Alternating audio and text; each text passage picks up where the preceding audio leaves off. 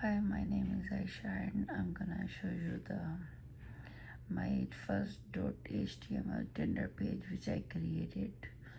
First I'll show you how it looks like, then I'm gonna show the dev tools which I use. So there's a thin gray line under the logo. The thin gray line under the logo is created by the div with ID logo section in the CSS. I gave it border bottom 1 pixel solid with the light gray color dash TDD, and let me toggle that off. As you can see, the line disappears. It is purely a CSS border on the div, not a separate HTML element.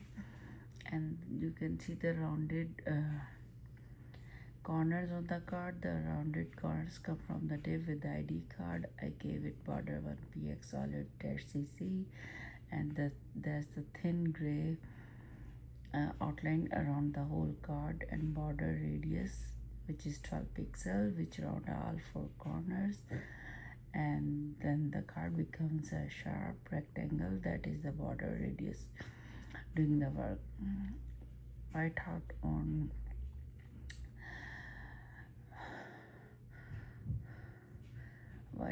on solid gray background. The heart icon is a span with the CSS heart icon. The HTML element is a span and inline element, and in the CSS I set it background image to the heart.png from the Tinder image URL.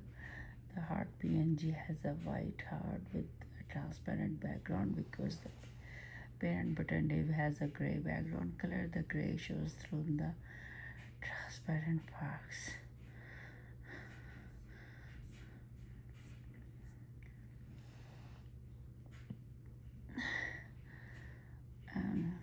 I didn't need to do anything special for the browser composite.